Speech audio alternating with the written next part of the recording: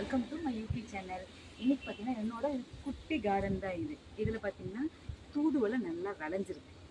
இதில் நிறைய மருத்துவ குணங்கள் இருக்குது. இதை நாங்கள் இன்னைக்கு அறுவடை பண்ண போகிறோம். வாங்க அறுவடை பண்ணலாம். இதில் நிறைய முள் இருக்கும். பார்த்து நீங்கள் கரெக்டாக பார்த்து பண்ணுங்க. கையில் முள்ளெல்லாம் குத்தும். நாங்கள் ஆல்ரெடி இதில் அறுவடை பண்ணியிருக்கிறதுனால நான் கொஞ்சம் சேஃப்டியாகவே பண்ணுறேன். நீங்கள் பண்ணும்போது கொஞ்சம் கவனமாக பண்ணுங்க.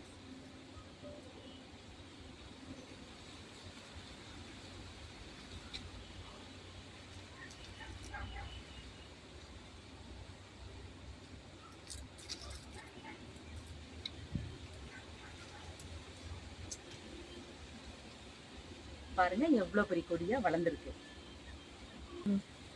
பாருங்க வியூவர்ஸ். இதுல நிறைய முள் இருக்கு. நீங்க பார்த்து கவனமா கட் பண்ணுங்க. கையில அறுதி குத்திக்காதீங்க, ஓகேங்களா?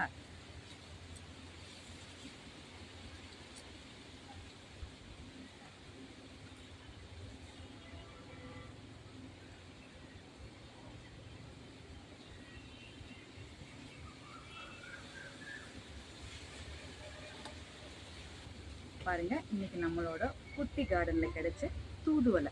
நான் இதெல்லாம் கட் பண்ணி வச்சிருக்கேன். இதை பொடி பண்றதை நான் உங்களுக்கு சொல்றேன் எப்படின்னு. வாங்க வியூவர்ஸ், பார்க்கலாம் எப்படி பொடி பண்றதுன்னு. வியூவர்ஸ், நம்ம குட்டி கார்டன்ல பறிச்ச தூதுவளையை ரெடி பண்ணி வச்சிருக்கோம். இப்போ இது இந்த இலையெல்லாம் பறிச்சு நம்ம பொடி பண்ணிக்கலாம். இந்த தூதுவளையோட பூ பாருங்க இந்த மாதிரி கலர்ல இருக்கும். அதோட காய் பாருங்க இப்படி இருக்கும். இது இன்னும் ஒரு 2 வாரம் போனீங்கன்னா உங்களுக்கு பழமாயிடும். இந்த பழத்தை எடுத்து வச்சா திரும்பவும் நாம கார்டனில் செடி பண்ணுறதுக்கு நமக்கு யூஸ்ஃபுல்லாக இருக்கும். அது மட்டும் இல்லை வியூஸ், இந்த தண்டு வேஸ்ட்னு நினச்சிடாதீங்க. இந்த தண்டில் மழை காலத்தில் இந்த சீசன் டைமில் பார்த்தீங்கன்னா வாரம் ஒரு முறை ரசம் வச்சு சாப்பிட்டிங்கன்னா தொண்டை வலி, மூக்கில் அடைப்பு, நெஞ்சு சளி இதெல்லாம் பார்த்தீங்கன்னா உங்களுக்கு குணமாகும். அதனால் தண்டை வேஸ்ட் பண்ணிடாதீங்க, எடுத்து வச்சுப்போம் அது ரசம் வைக்கிறதுக்கு.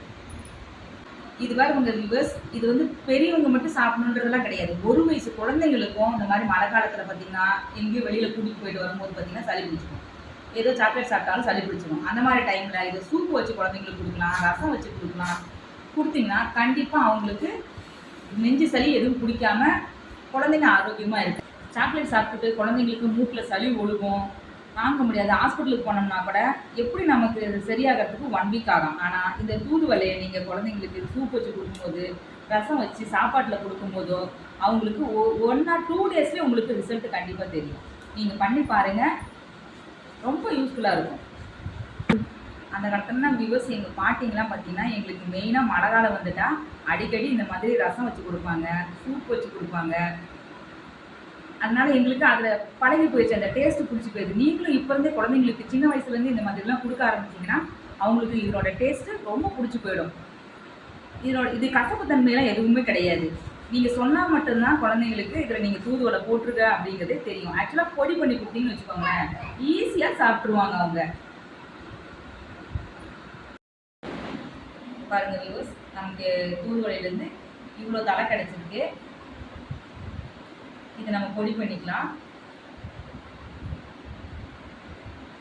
பாருங்க, தண்டி இவ்வளோ இருக்கு. இதை நம்ம ரசமும் வச்சு சாப்பிட்டுக்கலாம், சூப்பும் வச்சு குடிச்சிக்கலாம்.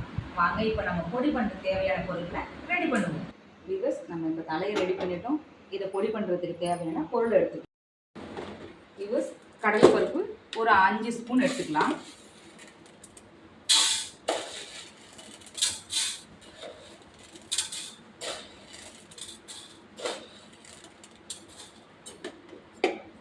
எந்த ஸ்பூனில் எடுக்கிறோமோ அதே அளவு உளுத்தம்பருப்பு எடுத்துக்கலாம்.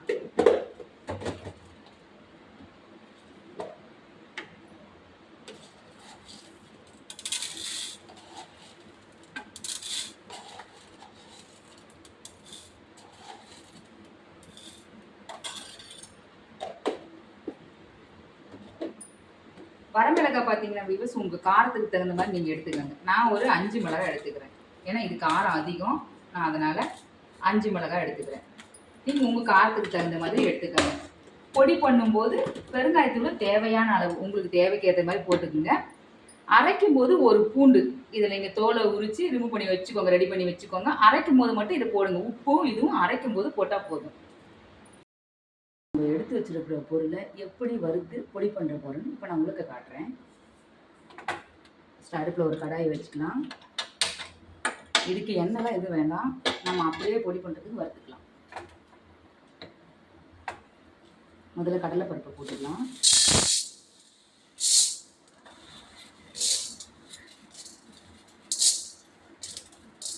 இது கொஞ்சம் பொன்னிறமாக வறுக்கணும். இது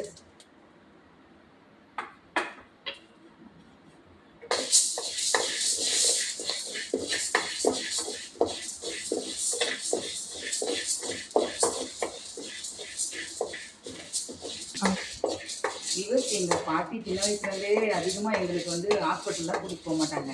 காட்டில் இருக்கிற பொருளை வச்சு தான் எங்களுக்கு வைத்தியம் பண்ணுவாங்க. அந்த மாதிரி நிறையா டிப்ஸ்லாம் இருக்குது. நான் உங்களுக்கு 1 by 1 நீங்கள் என்னோடய வீடியோஸ் எல்லாம் பார்த்துக்கிட்டே இருங்க. நான் உங்களுக்கு 1 by 1 எடுத்து அனுப்புகிறேன். பாருங்கள், லைட்டாக பொன்னிறமாகுது. இந்த ஸ்டேஜில் பார்த்தீங்கன்னா நம்ம உளுத்தம்பருப்பு போட்டுக்கலாம்.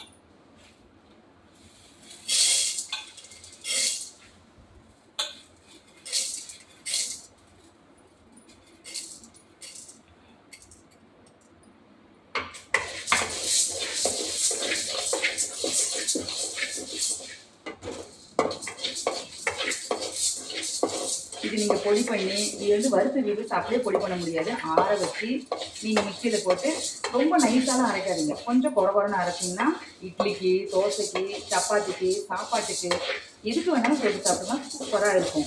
அதே மாதிரி இப்போ நீங்கள் வெளியூர்லாம் போகிறீங்க அப்படின்னா அன்றைக்கி போயிட்டு நம்ம குழம்பு வைக்கிறதுலாம் ரொம்ப கஷ்டம். இந்த மாதிரி பொடியெலாம் நீங்கள் எடுத்துகிட்டு போய் வச்சுட்டிங்கன்னா நீங்கள் தோசை மாவு இருந்தால் தோசை ஊற்றி இதை போட்டு சாப்பிட்டுக்கலாம். வரமிளகா போட்டுக்கலாம்.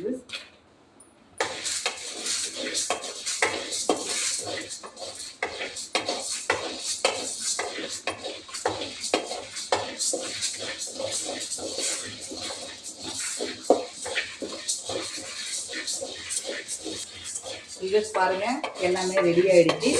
நான் இதெல்லாம் எடுத்து ரிமூவ் பண்ணிவிட்டு அடுத்தது தூதுவளையை நம்ம வறுக்க போகிறோம். தூதுவளையை பார்த்தீங்கன்னா அடுப்பு வந்து சிம்மில் வச்சு தான் நம்ம வந்து வறுக்கணும், இல்லைன்னா ரொம்ப தீஞ்சு போயிடும். ஓகேங்களா? ஓகே, இது ரெடி ஆகிடுச்சு.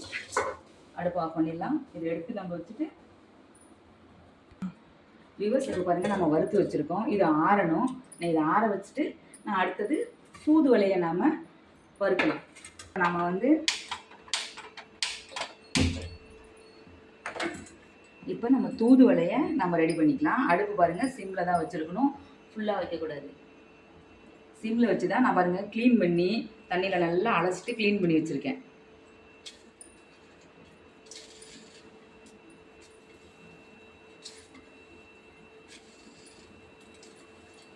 தண்ணி வறுபடட்டும். உங்களுக்கு பாருங்கள் சத்தமாகவே கேட்கும்.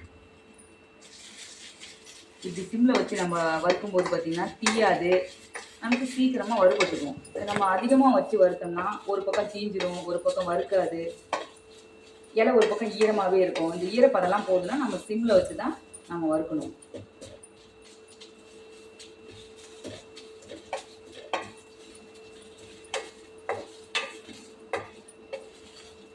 உங்களுக்கு வேறு ஏதாவது இதில் ஆட் பண்ணணும்னு நினச்சுன்னா நீங்கள் நிலக்கடலை கூட இதில் ஆட் பண்ணிக்கலாம். உங்களுக்கு இஷ்டமாக இருந்தால் நீங்கள் ஆட் பண்ணிக்கலாம், இல்லைன்னா இதுவே போதும். குழந்தைங்களுக்குலாம் காலையில் டிஃபன் கொடுக்கறதுக்கு ரொம்ப டைம் ஆகிடும், மத்தியானம் லஞ்சு கொடுக்கணும். ஸோ அதெல்லாம் செய்யும் போது ரொம்ப சிரமமாக இருக்கும் நமக்கெல்லாம். அப்போ வந்து நீங்கள் இதை முன்னாடியே செஞ்சு வச்சிட்டிங்கன்னா இட்லியோ தோசையோ ஊற்றி அவங்க கொடுத்துட்டு அவங்க பொடி போட்டு சாப்பிட்டுட்டு இருப்பாங்க. நீங்கள் அது கூட லஞ்ச் ரெடி பண்ணி கொடுக்கலாம். வேலை ரொம்ப ஈஸியாக போயிடும். பாருங்கள், ஒன்று ஒன்று காயுது பார்த்தீங்களா? ஈரப்பதம் காயுது பாருங்கள், நல்லா பாருங்கள். ஈரப்பதம் காஞ்சி வருது பார்த்தீங்களா? இந்த மாதிரி காஞ்சி வரணும். எல்லாமே காஞ்சி வரும்போது மொறுன்னு ஆகிடும். நாம் போட்டு அரைச்சிக்கலாம். அந்த பொடியோடு நம்ம வறுத்து வச்சுருக்கீங்களா முன்னாடி கடலைப்பருப்பு, உளுத்தம்பருப்பு, மிளகாயெல்லாம் அதோட போட்டு பொடி பண்ணிக்கலாம்.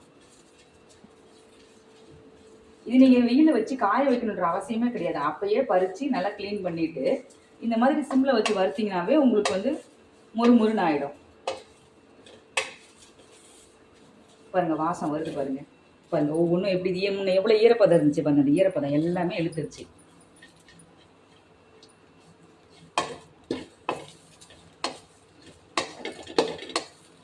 இன்னும் 5 நிமிஷம் போல் இருந்ததுன்னா உங்களுக்கு ரெடி ஆகிடும். பாருங்கள் விவஸ், நம்ம எவ்வளோ போட்டிருந்தோம். இப்போ பாருங்கள், அது தண்ணி ஈரப்பதம் போக போக எவ்வளோ கம்மியாயிடுச்சு பார்த்தீங்களா? அப்போ இது நமக்கு ரெடி ஆகிட்டுன்னு அர்த்தம். நல்லா மொறுமொறு நீங்கள் பாருங்கள். அதுவே நான் கிண்டும் போதே பார்த்தீங்கன்னா உங்களுக்கு உடஞ்சி வருது தெரியுதுங்களா? இந்த ஸ்டேஜில் நீங்கள் அடுப்பு ஆஃப் பண்ணிடலாம். நம்ம வறுத்து வச்சுருக்கோம் இல்லைங்களா, அதோட இதை கலந்து பொடி பண்ணிடலாம். வியூவர்ஸ் பாருங்கள், இப்போ நம்ம ரெடி ஆகிடுச்சிங்க பாருங்கள். முறுன்னு இருக்குது பார்த்தீங்களா? ரெடி ஆகிடுச்சு. நம்ம இப்போ இதோட கொஞ்சமாக பெருங்காயத்தூள் சேர்த்துக்கலாம். உங்களுக்கு வேணும்னா சேர்த்துங்க, ஆப்ஷன் தான். வேண்டாம்னா விட்டுருங்க. தேவையான அளவு உப்பு போட்டுக்கலாம். தேவையான அளவு உப்பு போட்டுக்கோங்க. இப்போ நம்ம மிக்ஸி ஜாரில் போட்டு அரைச்சிக்கலாம்.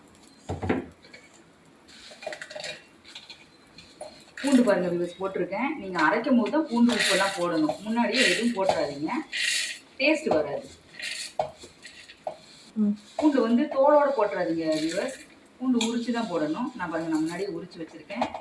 இப்போ உங்களுக்கு போட்டு பொடி பண்ணி இந்த பொடியை எப்படி காட்டுற பாருங்க. வாங்க பொடி பண்ணலாம். நம்ம வந்து பொடி பண்ணிக்கலாம்.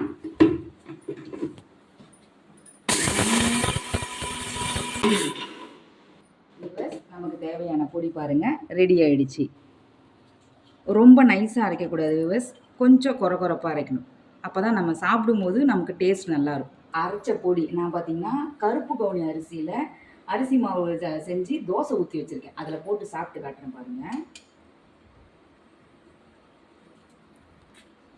உங்களுக்கு ஆயில் வேணுன்னா ஆயில் போட்டுக்கோங்க, நெய் வேணாலும் நெய் போட்டுக்கோங்க, இல்லை நல்லெண்ணெய் வேணுனாலும் நல்லெண்ணெய் போட்டுக்கோங்க. உங்களுக்கு எது விருப்பமோ அதை நீங்கள் போட்டுக்கோங்க. எனக்கு இப்போ நான் ஆயில் போட்டுக்கிறேன் கொஞ்சமாக.